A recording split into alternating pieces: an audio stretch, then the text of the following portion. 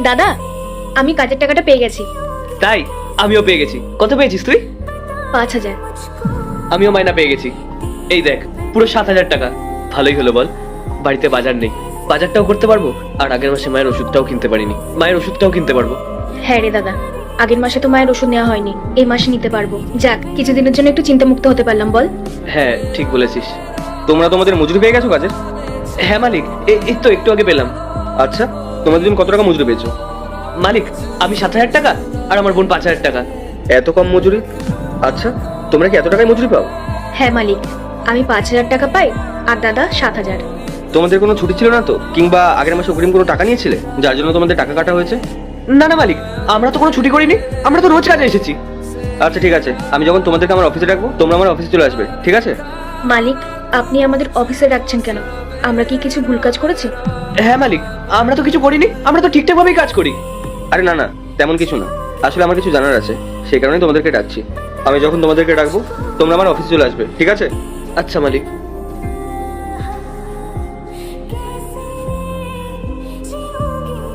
Good morning sir. হ্যাঁ।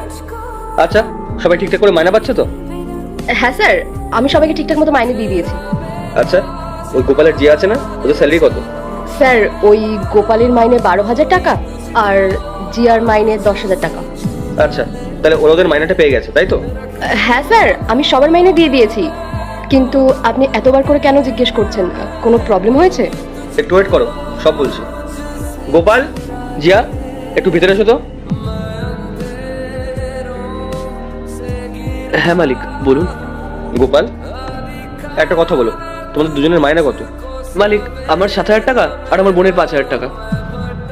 মেঘা, এসব কি হচ্ছে? ওদের মধ্যে একজনের মাইনে 7,000, আরেকজনের মাইনে 5,000, আর তুমি আমাকে কি বলেছিলে? একজনের মাইনে 12,000, আরেকজনের মাইনে 10,000। এসব হচ্ছে এটা কি? তার মানে তুমি ওদের মাইনা থেকে টাকা নিয়ে নিজের পকেট ভরাচ্ছ? স্যার, আপনার কোথাও ভুল হচ্ছে। আমি ওদের মাইনে থেকে কেন টাকা কাটবো? আসলে ওরা আমার থেকে কিছু টাকা ধার নিয়েছিল।